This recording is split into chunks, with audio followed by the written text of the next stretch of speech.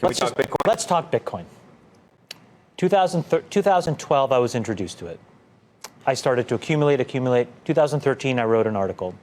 And so you're, hold on, just so we know and can feel bad about ourselves, you're accumulating it at what price? Well, my dollar cost average is around 100 and something. And you've held it, everything you've bought? Well, at one point, myself and, so I was introduced to it by a person. I asked him if I could disclose his name. He said no. But he, myself, and another person, all three of us relatively well known in the Valley, we started, at one point, we owned almost 5% of the entire float in 2013. We've sold, they've sold, et cetera, et cetera. I wish we had kept it all. We didn't. It's fine. But then I wrote an article, and I said, you know what? There's so much asymmetric upside here. This is a thing that either goes to, at the time I said, roughly the value of gold. And at the time, it was about $100 a coin. And so there's very little downside. There's all this asymmetric upside. I said, take 1% of your net worth and buy this schmuck insurance. And it's a schmuck insurance in this kind of very elegant, beautiful way. I missed the schmuck insurance. That was at $100, though. What would I actually started hearing from people that I know very well who don't often invest, who are now asking me if this is the time to invest. Buy the schmuck insurance now. Here's the thing. This is now a confidence game, right?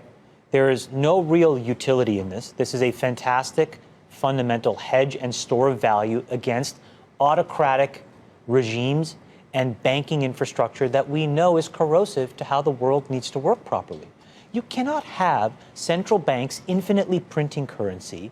You cannot have folks with, misguided and misdirected monetary and fiscal policy. We've done okay. You just called it a confidence game, which is a con game. And we've done okay. That's the economy is built on central banks and built on fiat currencies, where you said yourself how much better life is in every respect than it's ever been, and that's with that as a infrastructure. So we've seen the first few chapters of this, and now we have to go through this great unwind, right? When all this liquidity now, what happens? We'll see what happens. We'll see what happens. And so all I'm saying is to have the ability to hedge that out in a way that isn't fundamentally correlated to the people and the infrastructure that made those decisions that we were not a part of fundamentally, I think is a smart thing. But the point is, if you haven't jumped on this bus or train or whatever vehicle you want to describe it as, has it left the station? No. So here's what I would say. The same way that I said in 2013, put 1% of your net worth into Bitcoin, I will put myself out there today.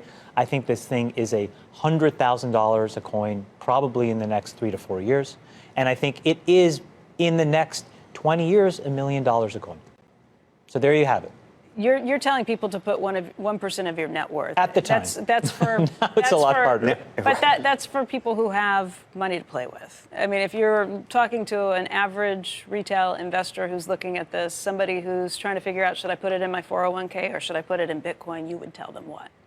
Well, I don't think that's the actual trade-off. In your 401k, so for example, in your IRA, I'm saying that there are people who have to make decisions about these things who aren't fully invested in the 401k. So what I'm saying is I own a lot of Bitcoin in my IRA.